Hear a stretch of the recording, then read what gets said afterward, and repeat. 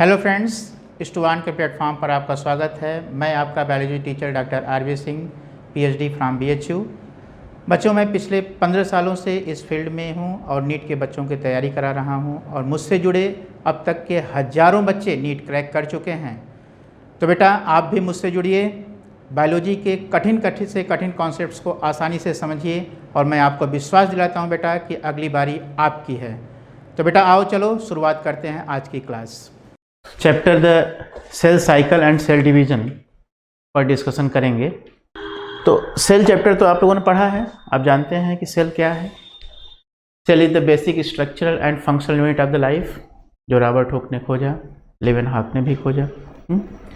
लेकिन अगर हम बात करते हैं कि एक सेल बनती कैसे है, एक नई सेल आती कहाँ से है, क्योंकि लाइफ जो है वह सेल से बनी हुई है, बात तो सही है।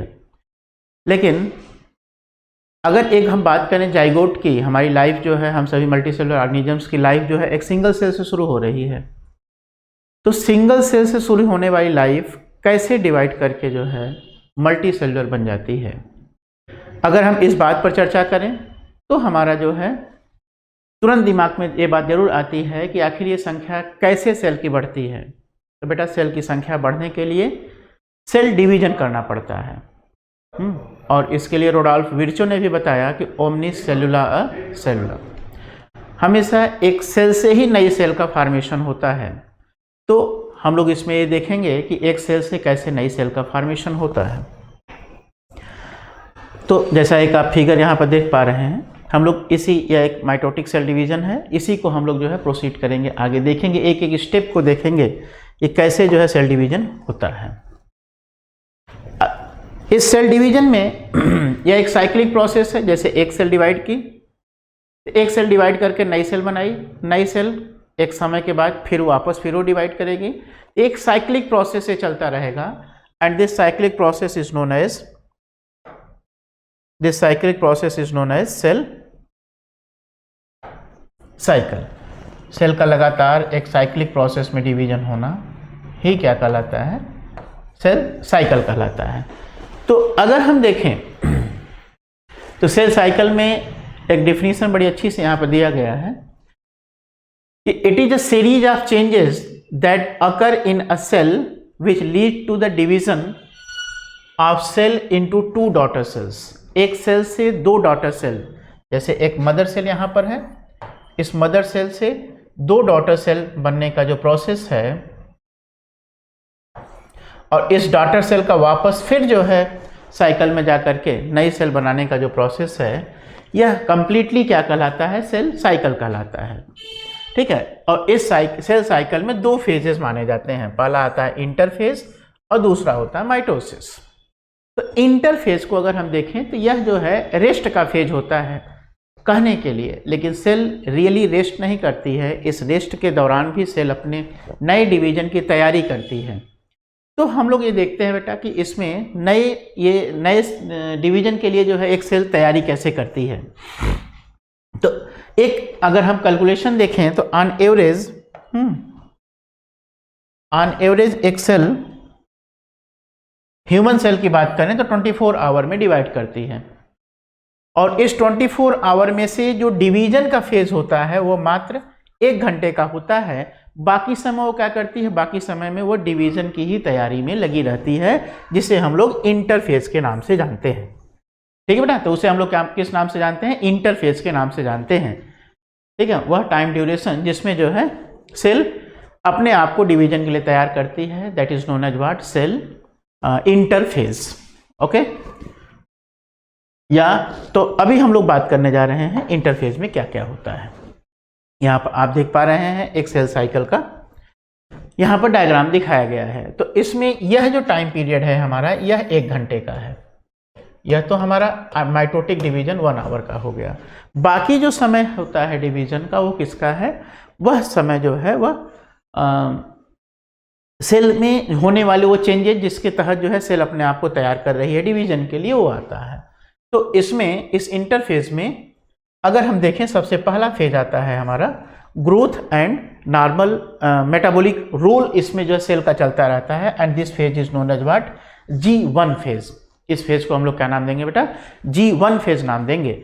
G1 फेज में क्या होगा कि जो नई सेल, जो अभी जो है माइटोसिस द्वारा जो नई सेल अभी आई हुई है, वह सेल जो है अपने आप को अपना साइटोप्लाज्मिक एक्यूमुलेशन करेगी, अब मेटाबॉलिकली एक्टिव रहेगी और सेल ऑर्गेनेल की नंबर बढ़ाएगी सो दैट ये अपना प्रोसेस आगे के लिए तैयारी कर सके डिवीजन की। उसके बाद दूसरा आता है बेटा इंटरफेज। इंटरफेज में यहाँ पर डीएनए रेप्लिकेशन की बात की जाती है, जो कि एस फेज है। इंटरफेज का एक अगला फेज कौन सा, दूसरा फेज क्या होगा? एस फेज होगा। इसे हम लोग सिंथेटिक फेज भी कहते हैं। इस सिंथेटिक फेज में क्या होता है कि डीएनए का रेप्लिकेशन होता है। डीएनए जैसे एक क्रोमोसोम जब शुरू में, जब माइटोसिस के दौरान जब क्रोमोसोम का डिवीजन होता है तो यह क्रोमोसोम डिवाइड होकर के 2 पार्ट में बढ़ जाती है, ठीक है। तो इसमें क्रोमोसोम नंबर जो है, ये क्रोमोसोम का कंटेंट जो है आधा हो जाता है। इसमें जो है 50% क्रोमोसोम कंटेंट बचते हैं। तो इस 50% कंटेंट जो क्रोमोसोम है, इसे जो है वापस यह जो सिंगल क्रोमेटिड है, इस सिंगल क्रोमेटिड को वापस फिर डबल क्रोमेटिड में बदलने की प्रक्रिया कहाँ होती है? यह डीएनए एस फेज में होती है। और यह प्रक्रिया कैसे हो पाती है? Because of the replication of DNA. DNA replication के कारण ही यह प्रक्रिया हो पाती है, ठीक है। डीएनए रेप्लिकेशन के कारण ही यह प्रक्रिया हो पाती है। और उसके बाद फिर आता है second phase, second growth phase, जिसे हम लोग G2 फेज के नाम से जानते हैं। और इस G2 फेज में क्या होता है कि growth and preparation for the cell division. Cell division के लिए, जो कि अब यहाँ से डिवीजन की प्रक्रिया को फिर से शुरू करना है, तो डिवीजन के लिए जो रिक्वायर्ड मटेरियल होता है, रिक्वायर्ड जो प्रोटीन होती है, रिक्वायर्ड जो एंजाइम होते हैं, उन सबों की सिंथेसिस कहाँ पर होती है? यह होती है ग्रोथ एंड प्रिपरेशन फेज, यानी कि G2 फेज में होती है। Now cell is ready for its division process, ठीक है। सेल अपने वापस फिर डिवीजन के लिए तैयार हो चुकी है। देखिए इसका डिस्क्रिप्शन यहाँ पर दिखाया गया है कि अगर हम G1 फेज की बात करें तो it is the first phase and during this phase biosynthetic activities occur at very fast and cell synthesizes more protein, increase the number of mitochondria, ribosomes में सेल ऑर्गेनेल की संख्या को बढ़ाएगी और साथ ही साथ it prepare itself for the DNA replication. ये DNA replication के लिए खुद को तैयार करेगी, क्योंकि अब अगला फेज आने वाला कौन सा है? एस फेज है, सिंथेटिक फेज है। और सिंथेटिक फेज में क्या होगा कि डीएनए रेप्लिकेट करेगा, डीएनए कंटेंट की संख्या डबल हो जाएगी, लेकिन क्रोमोसोम नंबर वहीं रहेगा। क्रोमोसोम नंबर नहीं बढ़ेगा, बल्कि DNA content will become double. In this phase the DNA replicates, okay, and each chromosome is with the 2 sister chromatids. जैसा मैंने दिखाया था कि एक क्रोमोसोम जो है वो 2 क्रोमेटिड्स में बढ़ जाएगा, जो कि अभी जो क्रोमेटिड्स के रूप में जो क्रोमोसोम था, अब इस फेज के बाद हर क्रोमोसोम 2 क्रोमेटिड्स में बढ़ जाएगा। इस बात को ध्यान रखेंगे बेटा, यह हर क्रोमोसोम 2 क्रोमेटिड्स में बढ़ जाएगा, 2 क्रोमेटिड्स में बढ़ जाएगा। और इसकी वजह से जो है डीएनए रेप्लिकेशन क्या हो जाता है? डबल हो जाता है, सॉरी डीएनए कंटेंट जो है डबल हो जाता है। इसके बाद G2 फेज आता है। इस फेज में क्या होता है कि cell prepare itself for the mitosis. जैसा मैंने अभी बताया कि रिक्वायर्ड प्रोटीन और एंजाइम अपना बना करके वो तैयारी कर लेता है कि अब हमें फिर फर्दर डिवीजन करना है, ठीक है बेटा।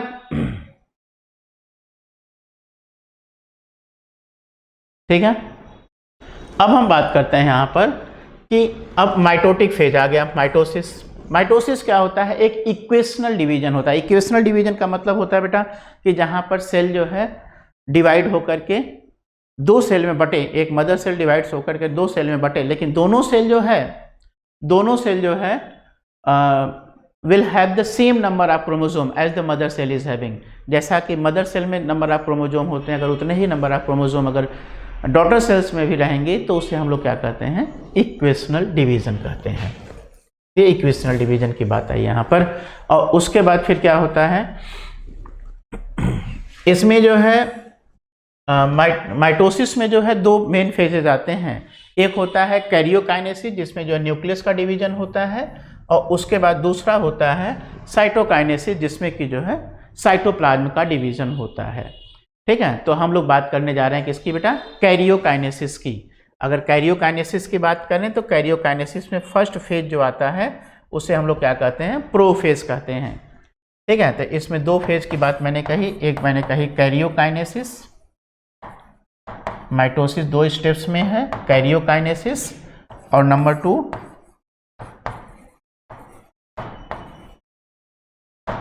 साइटोकाइनेसिस। और कैरियोकाइनेसिस की यदि हम बात करें तो कैरियोकाइनेसिस, कैरियन मतलब न्यूक्लियस एंड काइनेसिस मतलब डिवीजन, यहाँ पर जो न्यूक्लियस का डिवीजन होगा इसीलिए इसको हम लोग क्या कहते हैं, कैरियोकाइनेसिस कहते हैं, जबकि साइटोकाइनेसिस में साइटोप्लाज्म का डिवीजन होता है। तो अब हम कैरियोकाइनेसिस के पहले फेज प्रोफेज की बात करते हैं। तो प्रोफेज में क्या होता है, प्रोफेज में तो ये देखने के लिए थोड़ा सा हम आगे बढ़ जाते हैं। ये देखिए, ये आपका प्रोफेज है। इस प्रोफेज में आप क्या देख पा रहे हैं कि यहाँ पर जो सेंट्रोसोम जो रहता है वह डिवाइड होकर के दो सेंट्रियोल में बढ़ जाता है। दोनों सेंट्रियोल जो है पोल की तरफ मूव करते हैं। ठीक है, दोनों सेंट्रियोल जो है पोल की तरफ मूव करते हैं, एक यहाँ पर आएगा और दूसरा यहाँ पर आएगा। ठीक है, दूसरी उसके साथ साथ क्या होता है कि यहाँ से जो है स्पिंडल फाइबर्स जिसे कहते हैं हम लोग, माइटोटिक स्पिंडल्स का फॉर्मेशन स्टार्ट हो जाता है। माइटोटिक स्पिंडल्स बनना शुरू हो जाते हैं और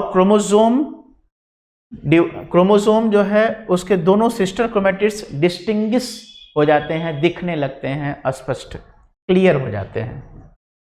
nuclear membrane start disappearing, nuclear membrane disappear होना शुरू हो जाता है, और nucleolus also start disappearing, nucleolus और न्यूक्लियर मेम्ब्रेन डिसअपीयर होना शुरू हो जाता है। तो आपने क्या पॉइंट देखा इसमें, पहला पॉइंट ये बताया मैंने कि chromosome divides into 2 chromatids, chromosome condense हो जाता है, जो कि थ्रेड जैसा था, धागे जैसा जो था, अब वो कंडेंस हो गया। कंडेंस होने के बाद क्या हो गया कि थिकनेस उसमें आ गई, और एक क्रोमोसोम दो क्रोमैटिड्स में बटा हुआ है, और दोनों क्रोमैटिड्स जो है सेंट्रोमियर से अटैच्ड हैं। ये सेंट्रोमियर पॉइंट है जहां से क्रोमोसोम्स के क्रोमैटिड्स आपस में अटैच्ड हैं। और इसके अलावा ये पहला पॉइंट होगा, chromosome become thick, dense, visible, and each chromosome is divided into 2 chromatids. और क्रोमैटिड्स यहाँ पर क्या होंगे, क्रोमैटिड्स यहाँ पर जो है आपस में जुड़े रहेंगे सेंट्रोमियर्स के द्वारा। न्यूक्लियर मेम्ब्रेन डिसअपीयर हो जाएगा and centrosome move towards the opposite pole, जो कि आप यहाँ पर देख सकते हैं। During this phase the chromatin condense to form the chromosome, chromatin condense होकर क्रोमोसोम बनाता है, और इसमें जो है एक क्रोमोसोम में 2 आइडेंटिकल कॉपी होती है, जिसे हम लोग क्या कहते हैं, क्रोमैटिड्स कहते हैं, जो कि सेंट्रोमियर पर अटैच रहते हैं। और इसके एंड तक क्या होता है कि न्यूक्लियर मेम्ब्रेन, न्यूक्लियोलस, ये सब चीज़ें जो है डिसअपीयर हो जाती हैं, और chromosome centrioles move towards the opposite pole. ठीक है, अब हम बात करने जा रहे हैं बेटा मेटाफेज की। तो मेटाफेज की यदि हम बात करें तो मेटाफेज ये दूसरा फेज होता है, और इस फेज में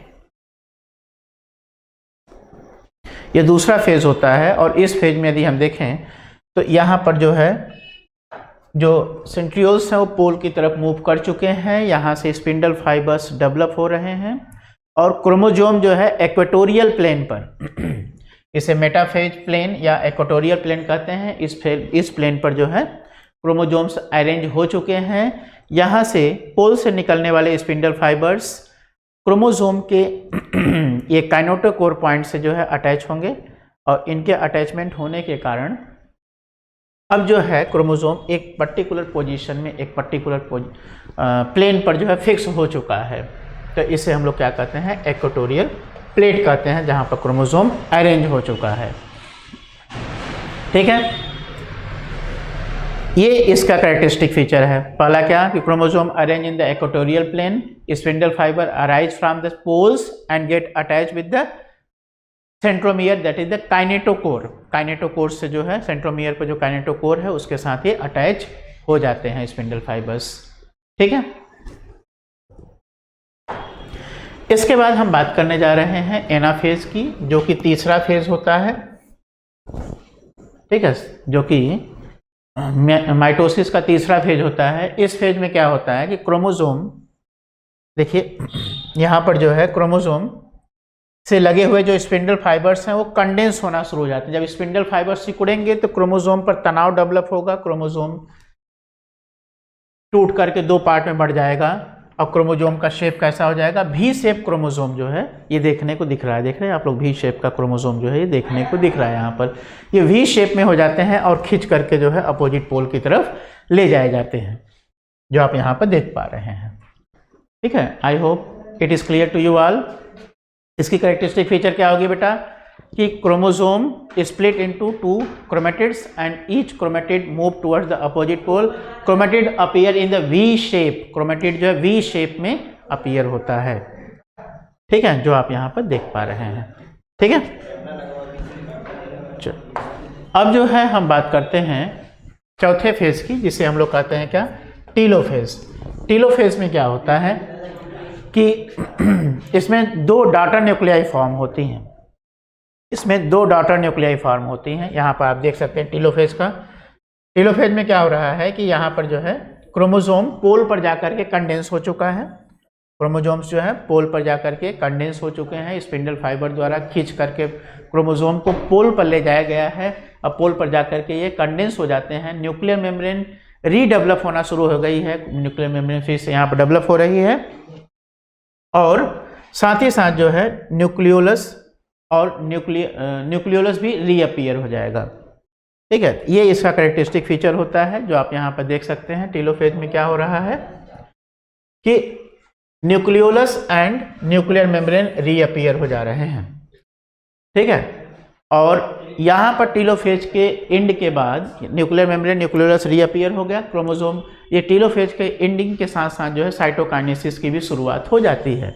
तो साइटोकाइनेसिस है क्या रियली? साइटोकाइनेसिस की यदि हम बात करें तो डिवीजन ऑफ, यहाँ पर अगर हम बात करें तो न्यूक्लियर मेम्ब्रेन एंड न्यूक्लियोलस फिर से रीअपीयर हो चुका है और अब हम देख पा रहे हैं कि एक सेल के अंदर 2 न्यूक्लियस दिख रहे हैं। एक सेल के अंदर 2 न्यूक्लियस दिख रहे हैं। ठीक है, अब साइटोकाइनेसिस की शुरुआत हो चुकी है। अगर एनिमल सेल की बात करेंगे तो एनिमल सेल में जो है फरो फॉर्मेशन होगा, जो आप यहाँ पर देख पा रहे हो ऐसे, ये जो है ये फरो फॉर्मेशन हो रहा है और इस फरो के कारण जो सेल मेम्ब्रेन है वो धंसती जा रही है। धंसते धंसते एक समय आएगा कि दोनों तरफ से मेम्ब्रेन ये जुड़ जाएगी और उसके बाद यहीं से ये टूट करके अलग हो जाएगा।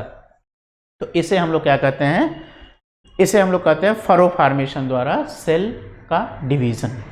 ठीक है, फरो फॉर्मेशन द्वारा सेल का डिवीज़न, जो कि आप देखेंगे तो यहाँ पर भी इस बात को जिक्र किया गया है कि division of cytoplasm, organelles and cell membrane to form the 2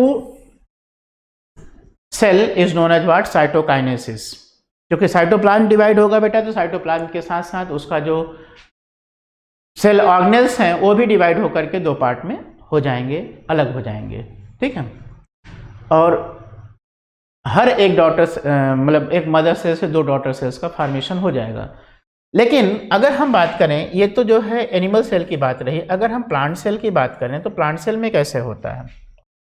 मान लीजिए ये प्लांट सेल है, इसमें भी जो है 2 क्रोमोसोम्स बन गए, 2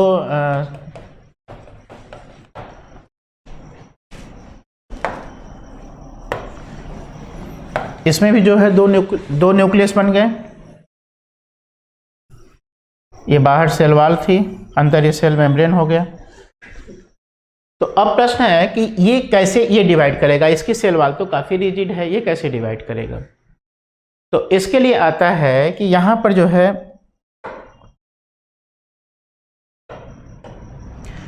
यहाँ पर जो है बीच से जो है सेल प्लेट का फॉर्मेशन शुरू होता है। ठीक है, ये सेल प्लेट का फॉर्मेशन शुरू होता है, जो सेल प्लेट जो है इस दोनों दिशाओं में। ठीक है ना, ये सेल प्लेट यहाँ से सेल प्लेट बनता है जो कि दोनों दिशाओं मूव करना शुरू करता है और फाइनली ये मूव करते करते ये दो जो है पेरीफेरी पर जाकर के दोनों तरफ अटैच हो जाता है, जिससे साइटोप्लाज्म जो है दो पार्ट में डिवाइड हो जाता है इसका, और एक सेल से दो सेल का जो है फॉर्मेशन हो जाता है। ठीक है, तो प्लांट सेल में सेल डिवीजन, साइटोप्लाज्म का division with the help of cell plate होता है, जबकि एनिमल सेल में इसका डिवीजन जो है फरो फॉर्मेशन द्वारा हो जाता है। एनिमल सेल में फरो फॉर्मेशन द्वारा हो जाता है, जबकि प्लांट सेल में सेल प्लेट द्वारा होता है। कॉन्सेप्ट क्लियर बेटा? प्लांट सेल में सेल प्लेट द्वारा होता है। ठीक है, तो यहां तक हम लोगों ने देख ही लिया। अब हम आपको दिखाते हैं एक बड़ी अच्छी चीज।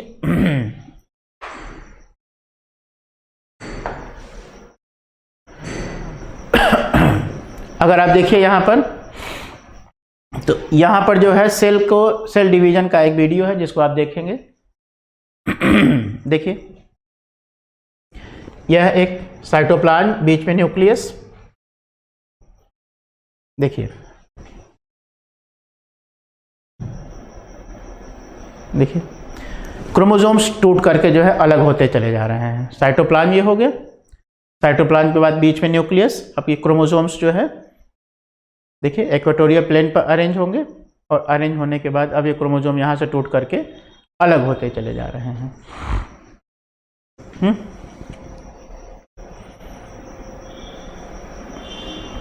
तो कैसा लगा भाई ये वीडियो?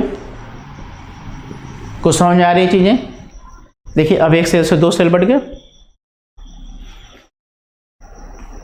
फिर देखिए, अब ये सेल फर्दर फिर डिवाइड करेगी।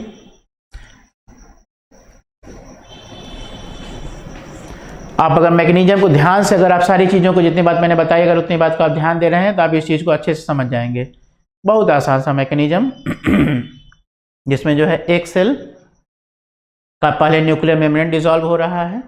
उस न्यूक्लियर मेम्ब्रेन के डिसॉल्व होने के बाद जो है, न्यूक्लियर मेम्ब्रेन डिसॉल्व होने के बाद क्रोमोसोम इक्वेटोरियल प्लेन पर अरेंज हो रहे हैं।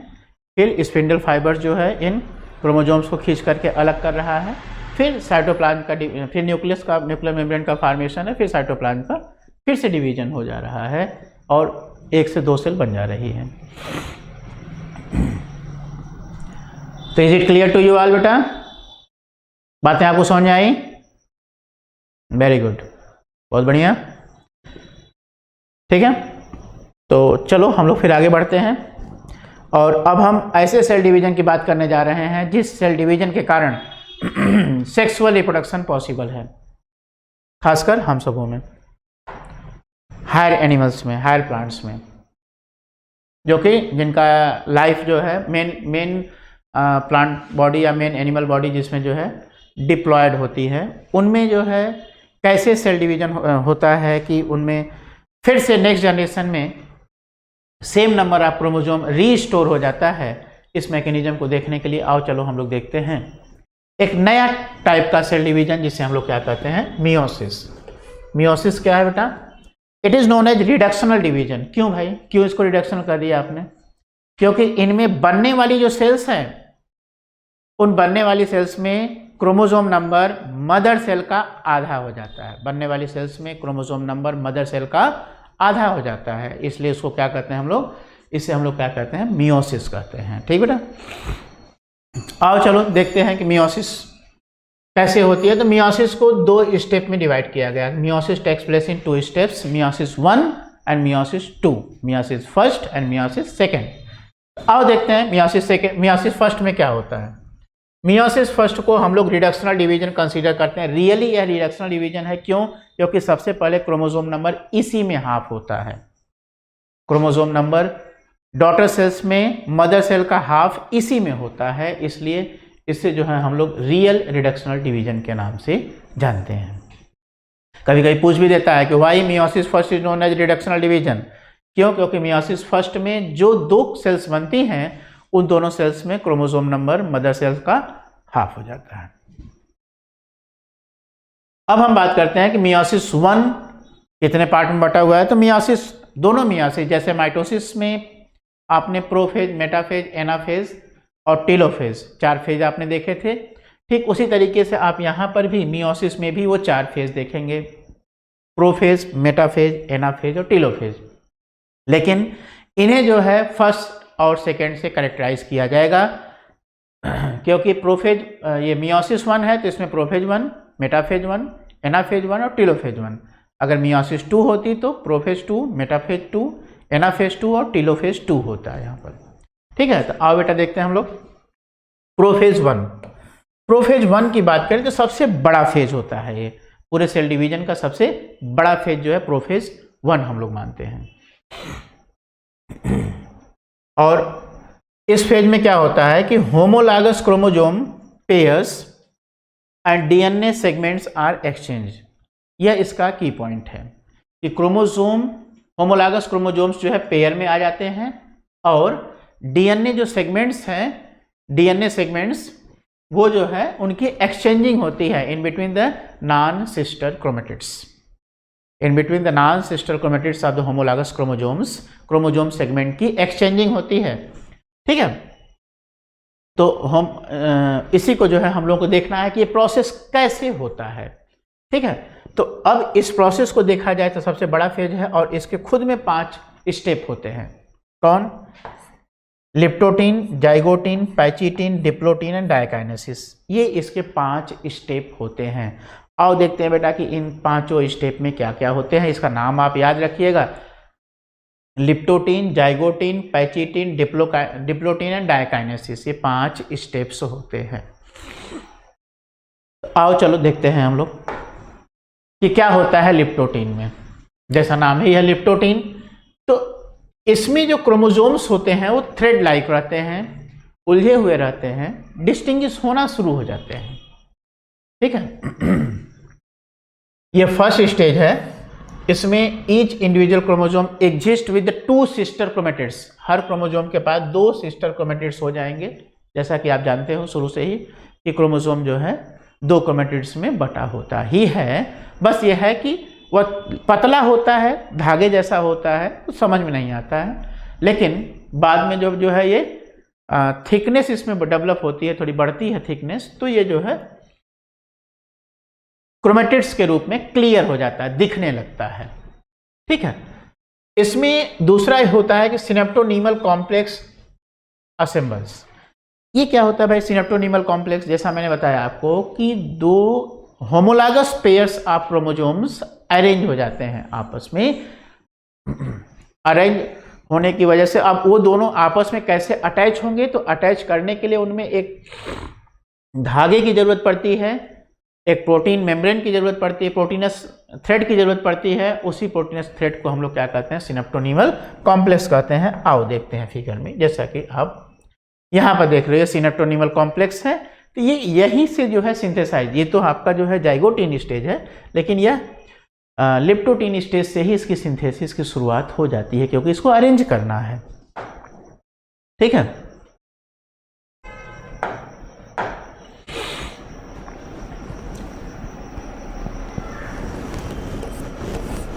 तो जाइगोटीन में क्या होगा बेटा? Chromosomes, homologous pair of chromosomes arrange हो जाएंगे। होमोलॉगस पेयर ऑफ क्रोमोसोम्स जो है यहाँ पर अरेंज हो जाएंगे। जैसा आपने देखा अभी प्रोफेज में, लिप्टोटीन में आपने क्या देखा? लिप्टोटीन में आपने देखा कि इंडिविजुअल क्रोमोसोम्स 2 क्रोमेटिड्स में बढ़ जाएगा, पहला पॉइंट। दूसरा पॉइंट आपने क्या देखा कि सिनेप्टोनीमल कॉम्प्लेक्स जो है वहाँ पर असेंबल हो जाएंगे, तैयारी में लग जाएंगे, और क्रोमोसोम जो है कंडेंस होना शुरू हो जाता है और हर क्रोमोसोम 2 क्रोमेटिड में डिस्टिंक्ट हो जाता है, अलग हो जाता है, दिखने लगता है। और उसके बाद जाइगोटीन की बात हम लोग करते हैं। प्रोफेज हमारा, लिप्टोटीन हमारा क्लियर होगा। जाइगोटीन, जाइगा मतलब होता है बेटा पेयर। जाइगा मतलब क्या होता है? पेयर। यहाँ पर क्रोमोसोम, जाइगा वर्ड आप ध्यान रखेंगे, जाइगा वर्ड मतलब क्या होता है? पेयर। यहाँ पर क्रोमोसोम्स का क्या होता है? पेयरिंग हो जाती है। क्रोमोसोम, कौन से क्रोमोसोम की पेयरिंग होती है? मैंने पिछले बताया आपको, homologous pair of homologous chromosomes की पेयरिंग हो जाती है। तो अब इस पेयरिंग को क्या कहते हैं हम लोग? सिनेप्सिस कहते हैं। इस पेयरिंग को हम लोग क्या कहते हैं? सिनेप्सिस कहते हैं। और इस सिनेप्ड क्रोमोसोम को, जो कि सिनेप्सिस तैयार हुई, उससे हम लोग क्या कहते हैं? बाईवैलेंट या टेट्राइड क्रोमोसोम कहते हैं, क्योंकि इसमें 2 होमोलॉगस, मान लीजिए एक ये हो गया,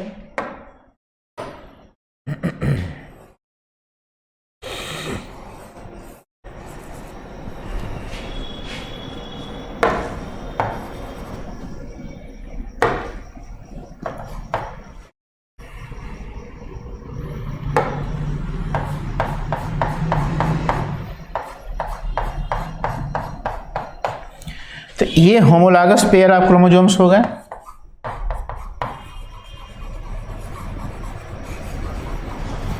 ये होमोलॉगस पेयर हो गए और इनके बीच में ये क्या लगा, सिनेप्टोनीमल कॉम्प्लेक्स। ये सिनेप्टोनीमल कॉम्प्लेक्स तैयार हुआ और सिनेप्टोनीमल कॉम्प्लेक्स से की वजह से ये आपस में अटैच हो गए और अब इन्हें हम लोग क्या नाम देते हैं, इन्हें हम लोग नाम देते हैं क्या, अब ये बाईवैलेंट या टेट्राइड कहलाएंगे। इस सब टर्म को आप लोग याद रखिएगा, बाईवैलेंट या टेट्राइड के नाम से ये जाने जाएंगे अब। ठीक है, इसके बाद आता है पैचिटिन स्टेज। पैचिटिन स्टेज में क्या होता है कि यही क्रोमोसोम्स आपस में जो है अब एक पॉइंट पर अटैच होने लगते हैं। जो ये नॉन सिस्टर क्रोमैटिड्स हैं, ये जैसे ये दोनों जो क्रोमैटिड्स हैं इन्हें हम लोग क्या कहते हैं, नॉन सिस्टर क्रोमैटिड्स। इन्हें हम लोग कहते हैं नॉन सिस्टर क्रोमैटिड्स। ये नॉन सिस्टर क्रोमैटिड्स आपस में अटैच होना एक पॉइंट पर अटैच होना शुरू कर देते हैं और उस पॉइंट ऑफ अटैचमेंट को हम लोग जो है रिकॉम्बिनेशन नोड्यूल के नाम से जानेंगे। क्यों रिकॉम्बिनेशन नोड्यूल इसे नाम देंगे भाई, इसे रिकॉम्बिनेशन नोड्यूल क्यों नाम देंगे, क्योंकि इसी पॉइंट पर क्रोमोसोम सेगमेंट की एक्सचेंजिंग होती है। जैसा कि शुरू में ही आपने देखा था, प्रोफेज में क्या होता है भाई, pairing of homologous chromosome and segment and exchanging of the DNA segment. आपने की पॉइंट उसके देखे थे। तो पेयरिंग तो आपने देख लिया, होमोलॉगस क्रोमोसोम पेयर्ड हो गए। अब सेगमेंट की एक्सचेंजिंग कहाँ पर होगी, तो एक्सचेंजिंग के लिए क्या बनता है, रिकॉम्बिनेशन नोड्यूल फॉर्म होता है और वह नोड्यूल बनने के कारण अब जो है यह नोड्यूल कैसे बनता है, आओ हम लोग देखते हैं आगे। ठीक है, जैसे आपने यहाँ पर लिप्टोटीन स्टेज को देखा, क्रोमोसोम्स ये थ्रेड लाइक हैं। ठीक है, और यहाँ पे ये पेयर बन गया, सिनेप्टोनीमल कॉम्प्लेक्स यहाँ पर डेवलप हो गया और उसके बाद पैचिटिन स्टेज में जाकर के इनके बीच में जो है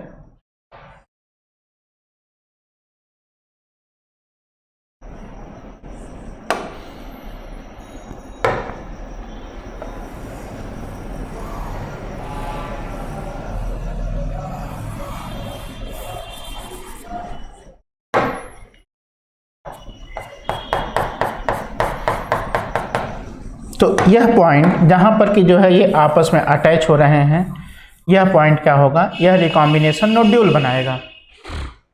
क्योंकि इसी पॉइंट पर जो है इनमें क्रोमोसोम सेगमेंट्स में एक्सचेंजिंग होगी, इसीलिए हम कहते हैं क्या कि यहाँ पर रिकॉम्बिनेशन नोड्यूल बन जाता है। और नोड्यूल बनने के बाद यहाँ पर एक एंजाइम आता है जिसका नाम कहते हैं हम लोग क्या, रिकॉम्बिनेज एंजाइम।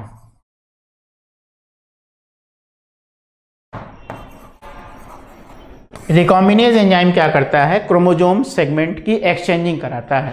जैसा आपने यहाँ लिखा ना, क्रोमोसोम सेगमेंट्स एक्सचेंज। ठीक है, तो एक्सचेंज क्रोमोसोम सेगमेंट की एक्सचेंजिंग, जिससे हम लोग दूसरे शब्दों में कहते हैं क्रॉसिंग ओवर का प्रक्रिया, क्रॉसिंग ओवर का मैकेनिज्म, वो कैसे हो पाता है, with the help of an enzyme जिसका नाम क्या है, रिकॉम्बिनेज एंजाइम।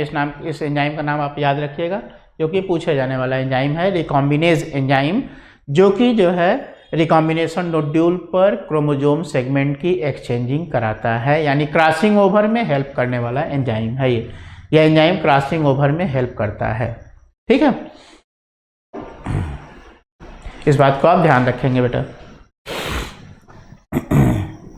जो कि आप यहाँ पर देख पा रहे हैं। ठीक है, तो चलो बेटा हम लोग आगे बढ़ते हैं। आगे आता है डिप्लोटीन स्टेज। डिप्लोटीन स्टेज में क्या होता है, डिप्लोटीन स्टेज में क्या होता है कि होमोलॉगस क्रोमोसोम्स स्टार्ट सेपरेटिंग। यहाँ पर जो है होमोलॉगस क्रोमोसोम्स जो है अलग होना शुरू हो जाते हैं, इनमें अलगाव शुरू हो जाता है और सिनेप्टोनीमल कॉम्प्लेक्स जो इनके बीच का होता है वह डिसॉल्व हो जाता है। सिनेप्टोनीमल कॉम्प्लेक्स इनके बीच का डिसॉल्व हो जाता है, सिनेप्टोनीमल कॉम्प्लेक्स डिसॉल्व हो जाता है। ठीक है, और सिनेप्टोनीमल कॉम्प्लेक्स डिसॉल्व होने का मतलब होता है, अब एक फिगर हम बना लेते हैं यहाँ पर ताकि आपको जो है कॉन्सेप्ट समझ में आ जाए कि सिनेप्टोनीमल कॉम्प्लेक्स कहाँ से डिसॉल्व हो रहा है।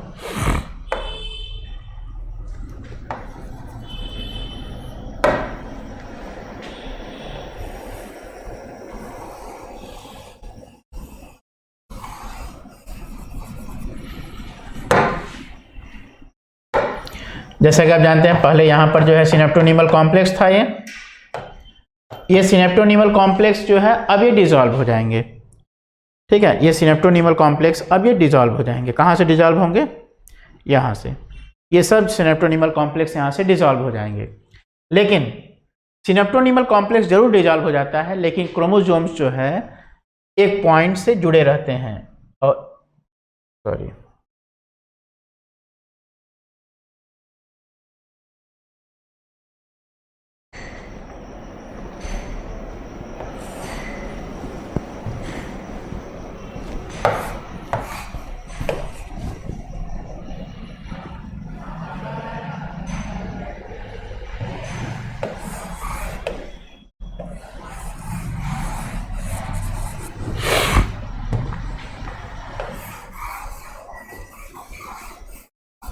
क्रोमोसोम एक पॉइंट पर जुड़े रह जाते हैं, उस पॉइंट को हम लोग क्या नाम देते हैं? क्रोमोसोम एक पॉइंट पर जुड़े रह जाते हैं, यह पॉइंट कहलाता है अब कियाज्मेटा। इसे हम लोग क्या नाम देते हैं? इसे हम लोग नाम देते हैं कियाज्मेटा। और अभी ये जो है ये क्रॉस फॉर्म में दिखाई देने लगता है। ठीक है ना, ये जो है एक्स फॉर्म में, ठीक है, क्रोमोसोम रिमेन बाउंड एट कियाज्मेटा, जो कियाज्मेटा एक्स के आकार का दिखाई देता है। जो आप देख पा रहे हैं यहाँ पर, ये एक्स के आकार का दिखाई दे रहा है, ये ऐसे एक्स के आकार का ये दिखाई देता है कियाज्मेटा। ठीक है बेटा, कॉन्सेप्ट क्लियर है? तो आपने क्या देखा? पहली बात आपने देखा कि लिप्टोटीन स्टेज में क्रोमोसोम थ्रेड लाइक थे, हर क्रोमोसोम 2 क्रोमेटिड में बढ़ चुका था, उनमें कंडेंसिंग शुरू हो गई थी, वो विजिबल हो गए थे। दूसरा आपने देखा लिप्टोटीन जाइगोटीन स्टेज में क्रोमोसोम पेयर की क्रोमोसोम होमोलॉगस क्रोमोसोम्स की पेयरिंग हो गई, और उनमें जो है होमोलॉगस क्रोमोसोम्स में जो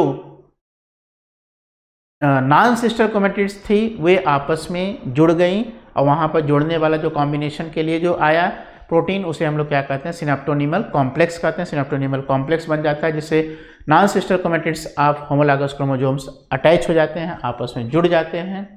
दूसरा स्टेप आपने देखा पैचिटीन, तीसरा स्टेप पैचिटीन। पैचिटीन में आपने क्या देखा कि वहाँ पर क्रोमोसोम जो है दो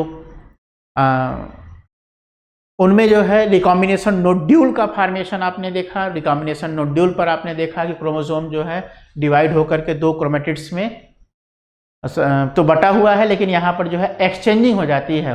नॉन सिस्टर क्रोमेटिड्स के क्रोमोसोम्स के बीच में डीएनए सेगमेंट की एक्सचेंजिंग हो जाती है, और उस एक्सचेंजिंग के तहत जो एक नया कॉम्बिनेशन तैयार होता है, यानी वो रिकॉम्बिनेशन के लिए जो है वह प्रोसेस प्रोसीड करता है। तो आपने क्या देखा? पैचिटीन स्टेज में रिकॉम्बिनेशन नोड्यूल का फॉर्मेशन होगा, जैसे एक पॉइंट पर अटैचमेंट हो जाएगा नॉन सिस्टर क्रोमेटिड्स का, क्रोमोसोम सेगमेंट की एक्सचेंजिंग होगी in presence of a complex enzyme group known as recombinase.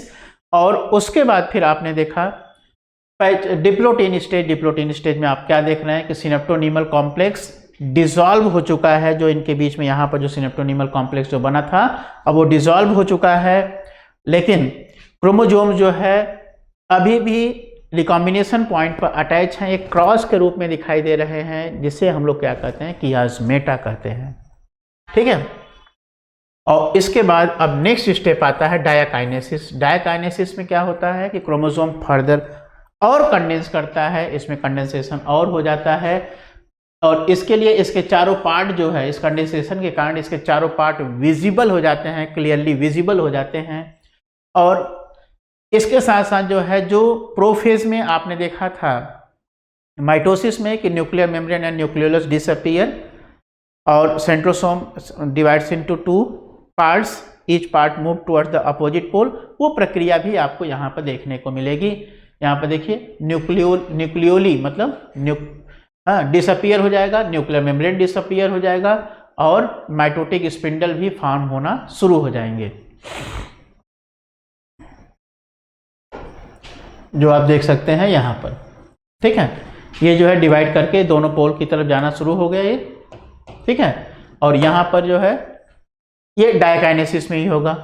ठीक है, ये पूरी तरीके से सेपरेट तो नहीं हुआ, डिस्टिंक्टली दिखने लगे क्रोमोसोम्स, चारों आर्म्स जो है इसके क्लियरली दिखने लगे इस सिनेप्स के, और सेंट्रियोल जो है डिवाइड होकर के दोनों पोल की तरफ मूव करना शुरू कर गया। ठीक है। और इसके बाद फिर मेटाफेज आता है। मेटाफेज 2 में क्या होता है कि मेटाफेज 1 में क्या होता है, क्रोमोसोम्स जो है वह इक्वेटोरियल प्लेन पर अरेंज हो जाएंगे। ये सेल का इक्वेटोरियल प्लेन, इस पे क्रोमोसोम देखिए अरेंज हो चुके हैं। यहाँ से निकलने वाले, इस पोल से निकलने वाले स्पिंडल फाइबर्स भी इससे जाकर के अटैच हो चुके हैं।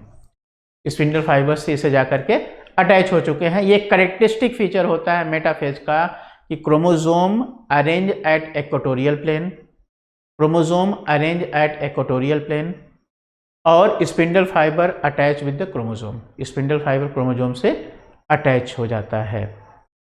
ठीक है, चलो बेटा, इसके बाद हम लोग बात करते हैं एनाफेज की। तो एनाफेज में क्या होगा कि यहाँ पर जैसा मैंने बताया था, काइनेटोकोर वर्ड मैंने बताया था आपको कि क्रोमोसोम के सेंट्रोमियर पर एक और स्ट्रक्चर प्रेजेंट होता है, that is known as what, kinetochore. जो हमारा स्पिंडल फाइबर्स का जो अटैचमेंट होता है वो काइनेटोकोर पर ही होता है। यहाँ देखिए kinetochore, as the kinetochore microtubules shorten. Kinetochore से जो अटैच जो माइक्रोट्यूब्यूल्स हैं वो धीरे धीरे सिकुड़ना शुरू करेंगे, सिकुड़ करके क्रोमोसोम को खींचना शुरू करेंगे दोनों तरफ, जो कि अभी आपने वीडियो में भी देखा। मैंने पिछले पार्ट में भी, जो माइटोसिस में भी मैंने बताया कि यहाँ पर homologous chromosomes pull towards the opposite pole, और इस अपोजिट पोल पर खींचने के साथ साथ क्या होगा कि क्रोमोसोम जो है दो पार्ट में बढ़ तो जरूर जाएगा, लेकिन कंडीशन यह है कि वह जो अटैचमेंट जो हुआ है, जो रिकॉम्बिनेशन नोड्यूल जो बना था, जो कियास्मेटा जो था, वहां से टूट करके अलग होगा, न कि सेंट्रोमियर से। ठीक है, इस बात को ध्यान देंगे आप लोग। क्रोमोसोम कहाँ से टूट करके अलग होता है? क्रोमोसोम जो है मेटाफेज में, सॉरी एनाफेज में क्रोमोसोम कहाँ से टूट करके अलग हो रहा है? क्रोमोसोम जो है वह रिकॉम्बिनेशन पॉइंट ऑफ रिकॉम्बिनेशन कियास्मेटा से टूट करके अलग हो रहा है, न कि सेंट्रोमियर से। ठीक है, तो ये टूट करके दो पार्ट में बढ़ गया, दोनों जो है अपोजिट पोल की तरफ मूव करना शुरू कर गया बेटा। ठीक है, तो आप क्या देख पा रहे हो कि शुरू में हमने कितने क्रोमोसोम लिए थे? शुरू में हमने जो है 4 क्रोमोसोम लिए थे। ठीक है, लेकिन अब यहाँ पर जो है दो ही मूव कर रहे हैं। देखो ये इसका कैरेक्टरिस्टिक फीचर है मेटाफेज 1 का, सॉरी एनाफेज 1 का। एनाफेज 1 का कैरेक्टरिस्टिक फीचर क्या है कि यहाँ पर क्रोमोसोम नहीं स्प्लिट हो रहे हैं, बल्कि उनके नॉन सिस्टर क्रोमैटिड्स अलग हो रहे हैं और वे स्पिंडल फाइबर द्वारा अपोजिट पोल पर खींच करके ले जाया जा रहा है। ठीक है,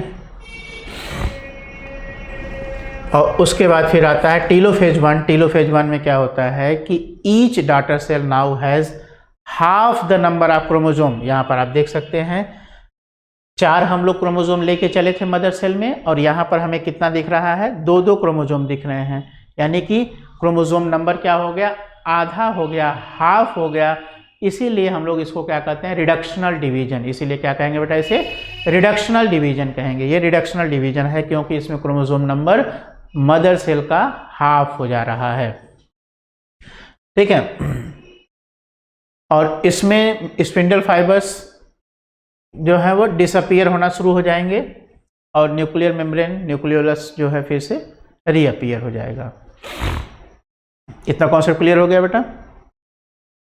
ठीक है, तो इसमें क्या आपने देखा टीलोफेज 1 में कि daughter cell now has half number of chromosomes as compare to the mother cell, और microtubules shorten the forming the spindle begin to disappear.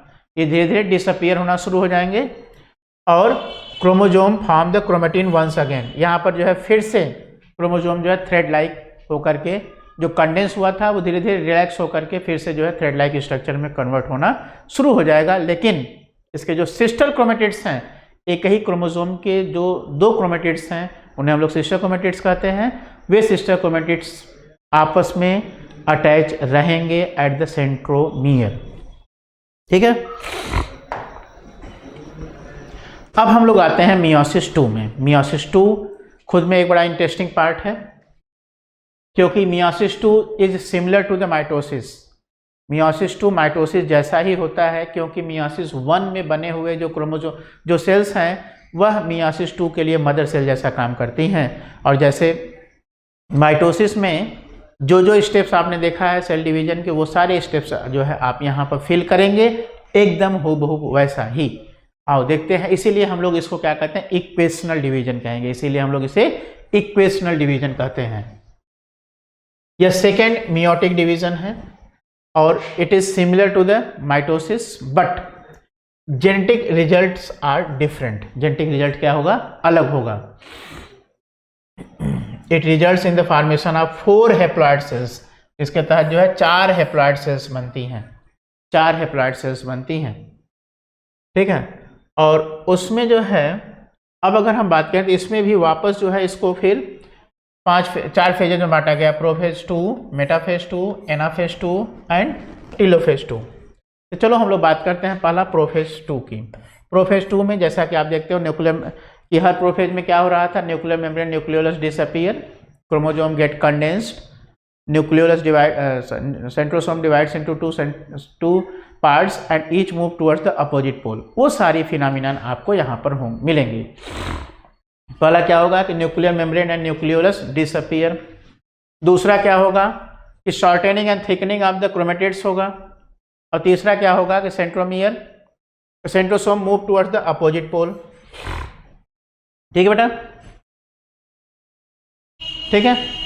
अब उसके बाद फिर आता है मेटाफेज 2। मेटाफेज 2 क्या होगा, मेटाफेज 2 में जैसे chromosome arrange at equatorial plane, cell के इक्वेटोरियल प्लेन पर जाकर क्रोमोसोम अरेंज हो जाएंगे। अरेंज होने के बाद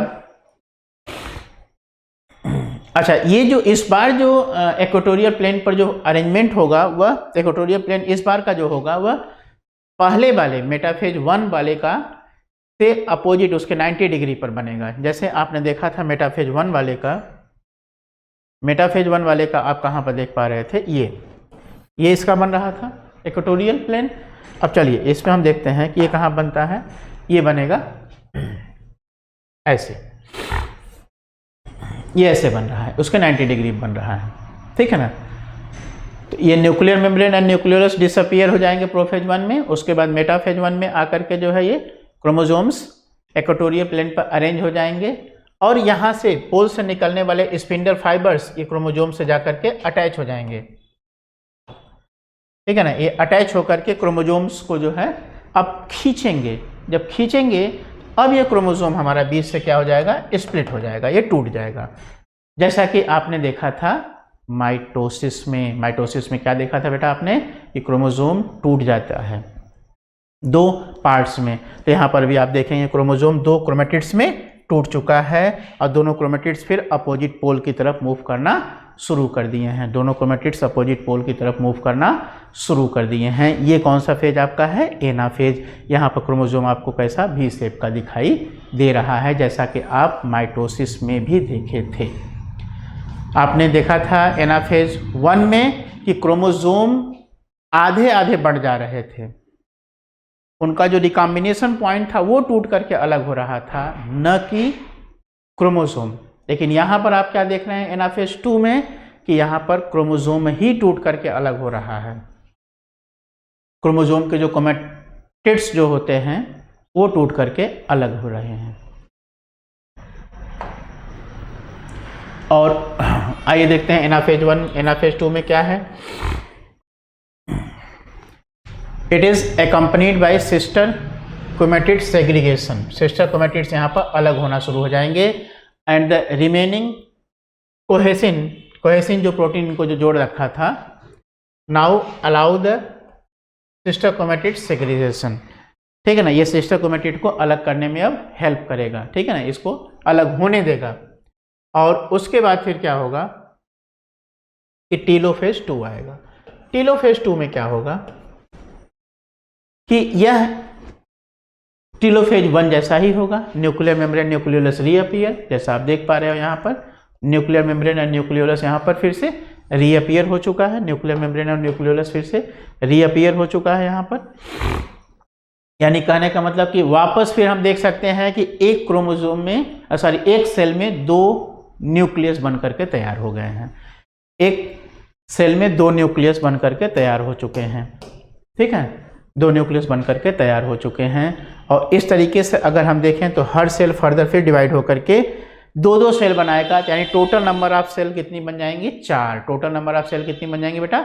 4। ये 4 सेल्स बन जाएंगी यहाँ पर, और चारों सेल जो है हेप्लॉइड इन नेचर होंगे। ठीक है, चारों cell haploid in nature. Haploid का मतलब क्या होता है? जिसमें मदर सेल का क्रोमोसोम नंबर हाफ हो।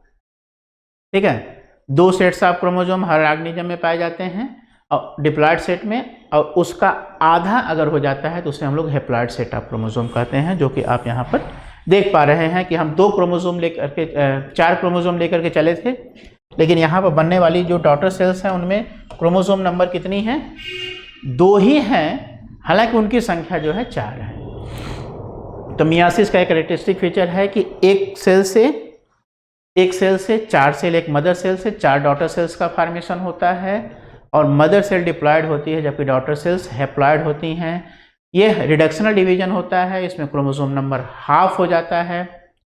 ठीक है, और यहाँ पर अगर हम देखें इसका सिग्निफिकेंस क्या होता है, तो पहला सिग्निफिकेंस यह है कि to maintain the chromosome number in next generation during the sexual reproduction. जैसा कि अगर आप जानते हो कि एक ऑर्गेनिज्म 2n होता है, ऑर्गेनिज्म 2n है, जैसे हम सभी हैं, हमारी बॉडी में टोटल नंबर ऑफ क्रोमोसोम कितने हैं? हर सेल में 46 हैं। तो अगर हमारी जो है सेल्स में स्पर्म और ओवम जो हमारे में बन रहे हैं, अगर उनमें मियोसिस नहीं होगी, माइटोसिस हो जाएगी गैमेट फॉर्मेशन के लिए, तो नेक्स्ट जनरेशन में क्रोमोसोम नंबर 46 + 46 92 हो जाएगा, जो कि बहुत ही ज़्यादा होगा, और निश्चित रूप से ह्यूमन का अपना जो बेसिक स्ट्रक्चर है वो चेंज हो जाएगा। तो यहाँ पर जो है ऐसा नहीं हो पाए, इसके लिए क्या होता है? रिडक्शनल डिवीजन होता है। एक मदर सेल से जो है 4 हेप्लॉइड डॉटर सेल्स का फॉर्मेशन होता है, और ये हेप्लॉइड डॉटर सेल्स ही क्या होते हैं? हमारे गैमीट्स होते हैं। ठीक है ना, ये n बनते हैं, और ये n+n जब होता है,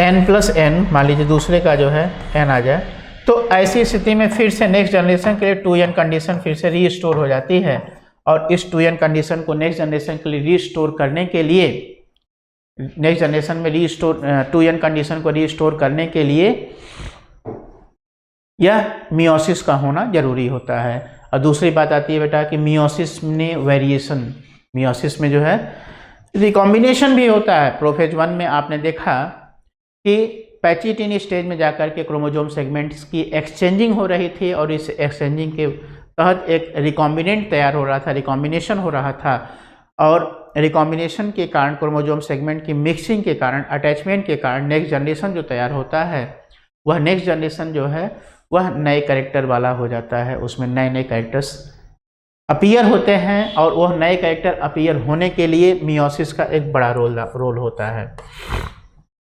ठीक है, तो मियोसिस एक उतना ही ज़्यादा इंपॉर्टेंट है जितना कि जो है माइटोसिस, क्योंकि मियोसिस के बाद जो जाइगोट बना, वह जाइगोट फिर एक नए इंडिविजुअल में बनेगा माइटोसिस द्वारा, डिवीजन द्वारा, माइटोटिक डिवीजन द्वारा। और कहीं आपको चोट लग गई है, घाव को भरना है, तो वहाँ पर माइटोसिस होगा। ठीक है, एसेक्सुअल रिप्रोडक्शन में माइटोसिस होगा।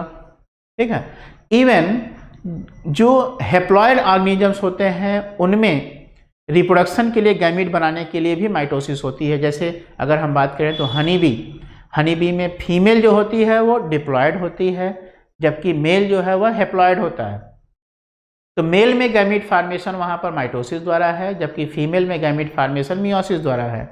और as a result both of the gametes, male and female, दोनों गैमीट जो है हेप्लॉयड होंगे, ताकि नेक्स्ट जनरेशन में वापस फिर डिप्लॉयड स्टेज को मेंटेन किया जा सके। हालांकि उनमें तो आप जानते हैं कि जो फीमेल होती है वो डिप्लॉयड है, यानी फीमेल फर्टिलाइजेशन द्वारा तैयार होती है, फर्टिलाइज एग द्वारा बनती है, जबकि मेल जो है वह हेप्लॉयड होता है, वह एग सेल में पार्थिनोजेनेसिस होने से बनता है। तो बेटा आई होप कि जो चीज़ें आज हमने बताई आपको, वो सारी चीज़ें आपको जो है समझ में आई। ठीक है, और आप इसको रिवीजन करेंगे। Okay, thank you. On IS2ON study is always on. Concepts के बेहतर रियलाइजेशन के लिए IS2ON पर बने रहिए।